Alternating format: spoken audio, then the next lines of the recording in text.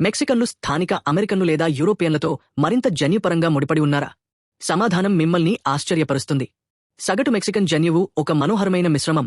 దాదాపు 52% స్థానిక American DNA మరియు 47% యూరోపియన్ వంశపారంపర్యం. ముఖ్యంగా ఆగ్నేయ ప్రాంతాలలో ఒక చిన్న కానీ గుర్తించదగిన 2% ఆఫ్రికన్ జన్యు సహకారం కూడా ఉంది. మెక్సికో అంతటా ఈ జన్యు మిశ్రమం ఎలా మారుతుందనేది నిజంగా ఆసక్తికరమైన విషయం. వాయువ్య ప్రాంతాలలో యూరోపియన్ పూర్వీకులు ఆధిపత్యం చెలాయించవచ్చు, 60% చేరుకుంటుంది. కాని మెక్సికో సిటీకి వెళ్ళండి, ఇది మాజీ అజ్టెక్ సామ్రాజ్యం యొక్క గుండె, మరియు మీరు స్వదేశీ జన్యు గుర్తులను 70% ఎగబాకడం చూడవచ్చు. ఆ తర్వాత ఓక్సాకా ఉంది, ఇది స్వదేశీ వారసత్వం యొక్క శక్తివంతమైన ఆధునిక ప్రతిబింబం. ఇటీవల ఓక్సాకా జనాభాలో 2/3 మంది స్థానికులుగా గుర్తించారు. లోతైన మూలాలు వారి పూర్వీకులతో అనుసంధానించబడ్డాయి. జన్యుశాస్త్రం యొక్క ఈ గొప్ప వస్త్రం ప్రాథమికంగా వలసరాజ్యాల శకంలోని స్పానిష్ వలసవాదులకు చెందినది.